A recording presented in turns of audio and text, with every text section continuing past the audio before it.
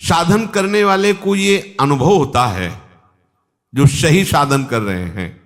पहला, काम क्रोध पहले जितने तूफान लेकर आते थे अब वैसा नहीं आते हैं। साधक को अनुभव होता है, जो सही साधन जिसका चल रहा है उसको यह अनुभव होगा। काम क्रोधादि दोष पहले जितना तूफान लेकर के आते थे, जितनी जल्दी जल्दी आते थे, अब उतना नहीं आते हैं। दूसरा, उनके वेग से जितना हम पहले दुखी होते थे उतना अब नहीं होते, अर्थात कम वेग से आने लगे हैं। तीसरा, पहले जितनी देर तक हम काम आदि के चिंतन में टिकते थे अब उतनी देर नहीं टिकते। ये तीन सुधार साधक में प्रारंभ से शुरू हो जाते हैं। देख लो अपने हृदय में, ये तीन सुधार प्रारंभ हो जाते हैं जिसका सही साधन चल रहा है। पहला, काम क्रोधादि दोष पहले जितनी जल्दी आते थे, जितना तूफान लेकर के आते थे, अब उतना नहीं आते। दूसरा, जितना व्यथित करता था वेग, हमें परेशान दुखी करता था, आता है पर अब उतना नहीं दुखी होते, वेग सहने लगे हैं। तीसरा, बहुत देर तक बहुत समय नष्ट होता था इनमें, लड़ाई होती थी, अंदर से चिंतन होता था, व्याकुलता होती थी, अब उतना नहीं, गया आया विवेक से नष्ट कर दिया। उपासक में अगर ये तीन बातें आने लगी हैं तो ये मिट जाएंगे, धैर्य रखिए। अगर ये तीन बातें आपके अंदर आ रही हैं, आपको दिखाई दे रहा सुधार है, तो अब इसका आखिरी कनेक्शन है, मैं शरीर हूं या शरीर मेरा है, काट दो, ये सब खत्म हो जाएगा। पर पहले ही आएगा, क्योंकि साधना प्रारंभ शरीर को लेकर के ही होती है, और इनकी बिल्कुल भी स्फुरना ना रहे, इनसे संबंध रखना नहीं है, तभी इनकी स्फुरना बंद होगी। मन बुद्धि में तदात्म, शरीर में तदात्म, फिर आप इनको जीत लें ऐसी सामर्थ्य आप में नहीं है। जैसे जैसे भजन मार्ग में आगे बढ़ते हैं वैसे वैसे कम होते जाते हैं।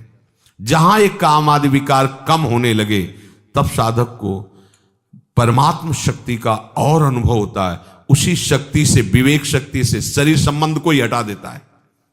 मैं कोई शरीर थोड़ी हूं जो मांग हो रही है अंतःकरण और शरीर की है, नहीं, इसको धर्म में लगाना है, प्रभु में लगाना है, नहीं नहीं। शरीर राग मिटा, विकारों की कोई गुंजाइश ही नहीं है, तभी वो रास विलास का अनुभव करता है। पांचों भूले देह शुद्धि, तब छठी भावना रास की। पहले तो ये प्रपंच हटे ना, राग हटे ना भोगों का। कभी कभी साधक को ऐसा प्रतीत होता है कि काम क्रोध का वेग पहले से भी अधिक आ रहा है। इसका दो कारण हो सकता है। पहला है कि आपको साधन करते हुए कोई भारी कुसंग हो गया। देख लीजिए, साधन करते हुए आप में कोई कुसंग जागृत हो गया, किसी ऐसे दृश्य को देख लिया, ऐसा संभाषण कर लिया या कुछ ऐसा, तो आपको लगेगा कि पहले से भी भयंकर विकार आ गया, कुसंग। अगर ऐसा नहीं हो, आपका साधन ठीक चल रहा है और फिर आपके अंदर ये बात आई है, तो कह रहे हैं कि जब भोगासक्ति मिटती है तो साधक की बुद्धि पवित्र होती है। पवित्र बुद्धि में थोड़ा भी स्फुरण पहाड़ जैसा नजर आता है, थोड़ा भी दोष उसे बर्दाश्त नहीं होता। अपवित्र बुद्धि में पहाड़ जैसा दोष भी तिनके के भी समान नहीं लगता। पवित्र बुद्धि में तिनके के जैसा दोष पहाड़ जैसा लगने लगता है। वो साधक हाय हाय करने लगता है कि पहले इतना गंदा नहीं था जितना आप गंदा विचार आता है। ये उसकी बुद्धि की पवित्रता है। दो बात ध्यान रखना है। पहले तो तुरंत हमें देखना है अपनी दिनचर्या में कि कोई दृश्य का कुसंग, शब्दों का कुसंग, व्यक्ति का कुसंग, भोजन का कुसंग तो नहीं हो गया जो हमारे अंदर इतनी विकार की वृत्ति आ गई। अगर आप निर्णय कर लिए कि नहीं ऐसा नहीं है, तो फिर आप निश्चिंत हो जाओ, ये आपकी बुद्धि की पवित्रता है जो आपके थोड़े से भी दोष को पहाड़ जैसा दर्शन करा रही है। अंतःकरण जैसे जैसे शुद्ध होता है तो साधक को थोड़ा सा भी विकार सहन करने की वो असहनशील हो जाता है। ऐसी बात कैसे आ गई मेरे हृदय में? ये पवित्रता का लक्षण है। ऐसा कैसे हो गया, मेरा मन कैसे राजी हो गया, नहीं हाय हाय मच जाता, ऐसा कैसे हो गया। तो उसको लगता है कि बहुत हमारी बुरी दशा है, यद्यपि उसकी बहुत पवित्र दशा, अंतःकरण इतना निर्मल हो रहा है कि वो छोटी सी स्फुरणा को भी बर्दाश्त नहीं कर पा रहा है। यत चेत शाम, जब तक साधक शरीर और इंद्रियों से सुख भोगने के लिए लालायित रहता है, साधक की बात कह रहे हैं, संसारी तो रहता ही है, तब तक उसका असत संबंध सर्वथा नष्ट नहीं होता, इसलिए उसका मन उसके वश में नहीं रहता। और जब साधक भगवत रस प्राप्त करने का लोलुप हो जाता है तो उसे शरीर और भोगों से संबंध मिटाना ही होता है, या स्वाभाविक मिटने लगता है, तब उसका मन निर्मल हो जाता है। मन में फिर काम क्रोध की स्फुरणा ही नहीं होती, मन स्वतः वश में हो जाता है। इसलिए भगवान कहते यत चेत शाम, अभी तो ब्रह्म निर्वाणम वर्तते विदितात्मनाम। उस साधक को भगवान विदितात्म नाम कहते हैं, जो जानना चाहिए वो जान जाता है, जिसके जानने के बाद कुछ भी जानना बाकी नहीं रहता। जो प्रभु को जान जाता है वो सब कुछ जान जाता है, क्योंकि प्रभु ही सब कुछ बने हुए हैं। प्रभु को जान गया तो सब कुछ जान गया, उसे और कुछ जाना कि ये जानना है वो जानना, अब बाकी नहीं रहेगा। प्रभु को प्राप्त कर लिया तो कुछ प्राप्त करना बाकी नहीं रहता। शरीर के रहते हुए वो ब्रह्म स्वरूप भगवत स्वरूप हो जाता है। यदि ऐसा नहीं हुआ तो शरीर छूटते छूटते उसे बोध हो जाएगा भगवान की तरफ से, क्योंकि जीवन भर वो बहुत लगन से साधना की है, पर वस्तु की बोध वृत्ति नहीं आई, तो भगवान कृपा करके अंतिम समय तक दे देते हैं। उसकी स्थिति में कोई अंतर नहीं पड़ता, वो जीते जी या शरीर छूटने के बाद, दोनों एक ही गति को प्राप्त होते हैं। पर पहला है जीते जी भगवत साक्षात्कार हो जाए। स्पर्शान कृत्वा बहिर्बाह्यांस चक्षुश्चैवान्तरे भ्रुवो प्राणापानौ समौ कृत्वा नासाभ्यंतरचारिणौ यतेन्द्रिय मनो बुद्धिर मुनिर्मोक्ष परायणः विगतेच्छा भय क्रोधो यह सदा मुक्त एव सः। बाहर के किसी भी पदार्थ का जो अंदर चिंतन नहीं करता, ध्यान दीजिए बहुत बढ़िया बात है, हम अधिकतर बाहर के ही चिंतन में अपना समय नष्ट कर देते हैं। मंत्र चल रहा है पर चिंतन सब बाहरी हो रहा है, प्रकृति का, किसी वस्तु का, किसी व्यक्ति का, किसी स्थान का। आप देख लीजिए, हमें उपाय करना है बाहर के चिंतन को छोड़ करके अपने आराध्य देव के चिंतन में, बाहर के पदार्थों का, व्यक्तियों का, व्यवहार का चिंतन छोड़ करके। अब इस पे ध्यान दीजिए कि आप जब भगवत चिंतन कर रहे हैं उस समय आपका चिंतन क्या होता है। देखिए, कोई बाहरी व्यक्ति होगा, कोई वस्तु होगा, कोई स्थान होगा, अभी ठीक चिंतन नहीं है। बाहर का चिंतन बाहर छोड़कर अपने आराध्य देव की चिंतन, ये तभी हो सकता है जब हमारा कोई संबंध नहीं, कहीं भी हमारा किसी भी व्यक्ति से, अच्छा आप ऐसा, अच्छा अमुक वस्तु, वो हमारे चिंतन में आ गई। अब हमें भगवत प्राप्ति करनी है तो बाहर के व्यक्ति, वस्तु, स्थान का चिंतन बाहर ही छोड़कर अपने आराध्य देव का चिंतन करना है। उपासक को अब अपना सेवा धर्म है, इसलिए इसकी विशेष आवश्यकता नहीं, उठते बैठते चलते फिरते नासिकाग्र दृष्टि रखनी चाहिए। यह शास्त्रों का स्पष्ट आदेश है, बहुत सी जगह यह आदेश दिया गया है, संतों ने भी ऐसा आदेश किया है। साधक को ऐसे देखने का नहीं है, संभाषण भी ऐसे, चलना भी ऐसे, किसी के नेत्रों में नेत्र मिलाने का आदेश कहीं शास्त्र साधक को नहीं देता है। नासिकाग्र दृष्टि रखे, इतनी दूर बस। आंख खुली हुई है, जब यहां आप एकाग्रता करोगे तो यहां शुरू हो जाएगा मंत्र। यहां आपको महसूस होगा कि आज्ञा चक्र आपका खुल रहा है। नेत्रों की दृष्टि नासिकाग्र, तो भौहों के बीच चिंतन प्रारंभ हो जाता है। बहुत इससे बल मिलता है। आप आंख मूंद करके मंत्र का चिंतन न करें, आंख खोलिए और ऐसे रखिए, तो आप देखिए फिर आप अक्षर अक्षर आपको दिखाई देने लगे। पर ब्रह्मचारी है तो ही टीक सकता है, नहीं तो जब ऐसे करोगे तो फटने लगेगा सर। इसके लिए हमें पावर चाहिए, वो ब्रह्मचर्य ही आपको पावर। अरे ये सब भगवत मार्ग की जितनी वृत्तियां हैं, इनसे एक एक वृत्ति संभालनी होती भगवत प्राप्ति के लिए। अब गाड़ी को तभी आप मार्ग में दौड़ा सकते हैं जब बढ़िया उसको पेट्रोल और डीजल आदि जो भी उसको चाहिए है। अब विषय भोगों में रथ हो, कहा जाए नासिकाग्र लगाओ तो सो जाओगे, या तो सर दर्द करने लगेगा, नासिकाग्र दृष्टि नहीं रख सकते। मेरुदंड सीधी रखिए, कैसे रख सकोगे मेरुदंड, पावर ही नहीं रह गया शरीर में। सावधान रहिए, ये भगवत प्राप्ति के लिए शरीर है। नासिका में विचरने वाले प्राण और अपान वायु को सम कर ले, ये योग के द्वारा भी होता है और भजन के द्वारा भी होता है। जब कभी भाव आएगा, आवे तो अभी तो बेभाव हम चल रहे हैं, जो विषय आया हमें खरीद ले गया, बेभाव हमारा कोई मूल्य नहीं है। छोटी छोटी बातें हमें खरीद लेती हैं, छोटे छोटे विषय हमें गिरा देते हैं, अभी भाव ही नहीं है। जब भाव आएगा तब आप देखना, केवल आराध्य देव रहेंगे और दूसरा उसको देख ले, उसकी श्वास, उसके शरीर की स्थिति। जब गाढ़ भाव आएगा तो सीधा ऐसे प्राण अपान अपने आप सम होने लगेंगे। भजन में बहुत बड़ा बल, उसे फुस फुस करने की जरूरत नहीं। प्राणों का सम करने के लिए सम स्वरूप प्रभु हैं, जो भी उनका चिंतन होगा तो आपका सब कुछ ठीक हो जाएगा। एक भजन से ही कुंडलनी जागृत हो जाती है, भजन से ही प्राण अपान व्यान समान उदान पांचों प्राण पवित्र हो जाते हैं। भजन से ही सब जितनी सिद्धियां प्राप्त, जो चाहे वो सब भजन से प्राप्त हो सकता है। खूब नाम जप करे, खूब प्रभु के लीला गायन करे, इससे अपने आप सब सम आ जाएगा।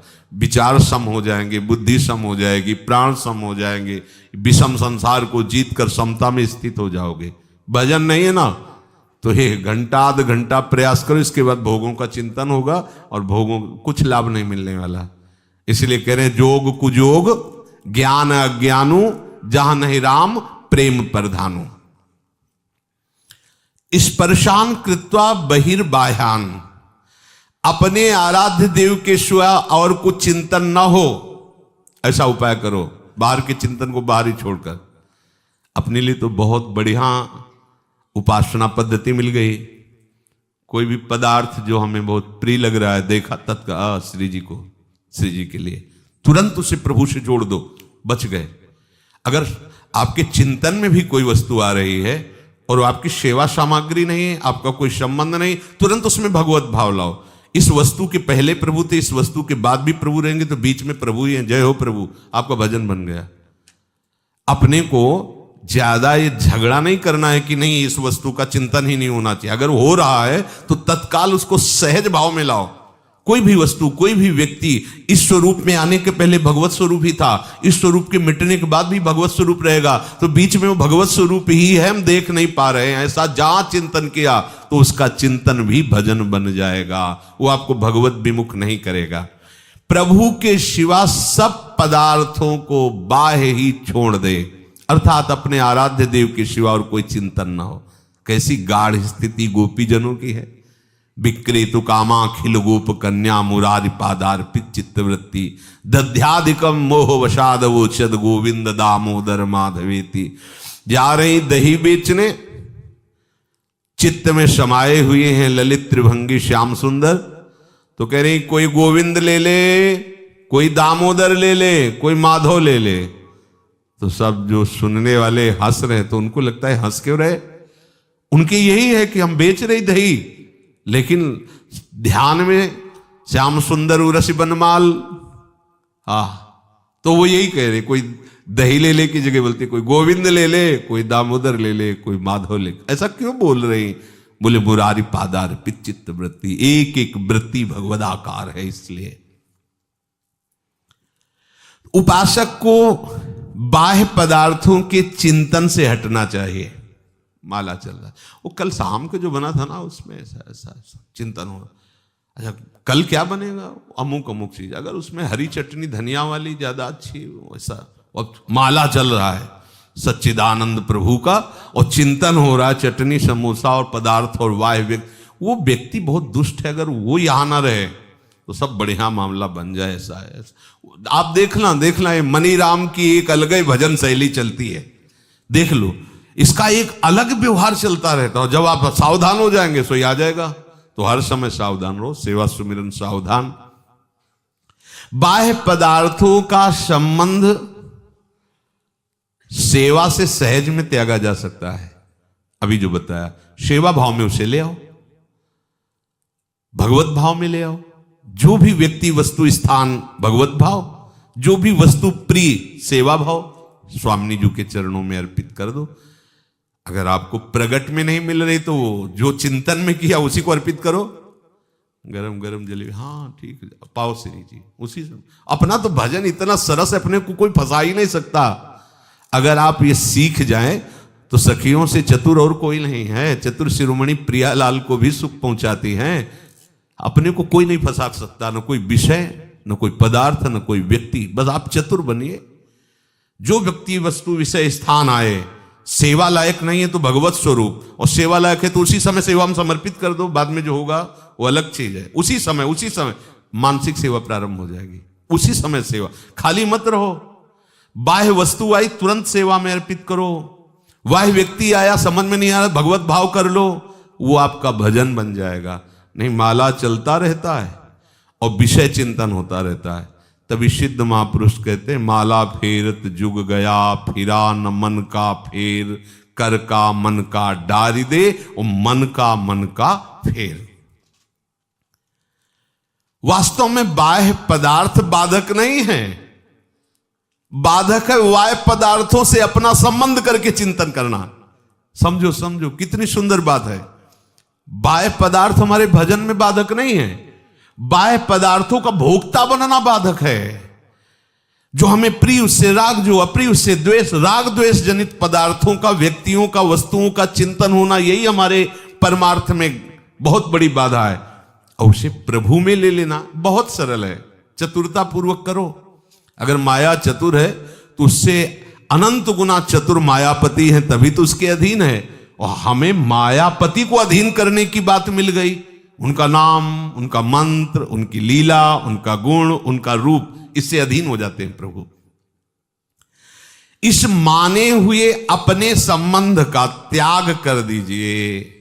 तो स्पर्शान कृत्वा बहिर्बाह्यान, मुझे ये बहुत पसंद है, नहीं मेरी प्रियाजू को पसंद है, ये तो बहुत सुगंधित, हाँ प्रियाजू के लिए अच्छा रहेगा, आना चाहिए हर बात में। आप क्या गा लेते हैं, हाँ प्रियाजू की कृपा है, ऐसा वो गवा रहे हैं। आप क्या बजा लेते हैं, प्रियाजू की कृपा है, वो बजवा रहे हैं उन्हीं के कहीं आप ना हो। ये अभी सब सुधर जाए, पर जब कोई गड़बड़ी की बात हुई तो बोले प्रभु की ऐसी इच्छा थी। और जब प्रशंसा की बात हुई तो पता है 5 साल से हम अभ्यास कर रहे हैं तबले का, तब जाके धुनी निकाल पाए हैं। और गलती का अभ्यास अनंत जन्मों से कर रहे तो प्रियाजू करवा रहे। ये चतुरता ठीक नहीं है। आप अगर ऐसे चतुर बनो जो हर वृत्ति को भजन बना लो, तो अभी आनंद की अनुभूति और सच्ची मानो। चाहे जितना बड़ा कोई किसी भी विषय में प्रवीण हो, वो प्रभु की ही कृपा से हुआ है। और अगर चूक कर दे, प्रभु के सिवा अपने अहंकार में आ जाए, वो सब मिथ्या हो जाता है, सब व्यर्थ हो जाता है, किसी काम का नहीं रहता। और प्रभु अगर हमारे इतने से प्रसन्न हो गए तो हमें वो प्राप्त हो गया जो प्राप्त होना चाहिए। प्रभु को कृपा करे तो इतने में ही लगन लग जाए, ताली बजाते हुए राधा राधा, आंसू आने लगे, सामने प्रियाजू के दर्शन होने लगे, रोम रोम पुलकित हो गया, बात बन गई। नहीं बहुत संगीत है, मन रजोगुणी हो गया, विषयों का चिंतन करने लगा, अल्लू गया सब। वो संगीत किस काम का आया जो हमें नरकगामी बना दे? वो राग ध्वनि किस काम की है जो हमें संसार में आसक्त कर दे? वो भोग किस काम का जो हमें प्रिया प्रीतम का विस्मरण करा दे?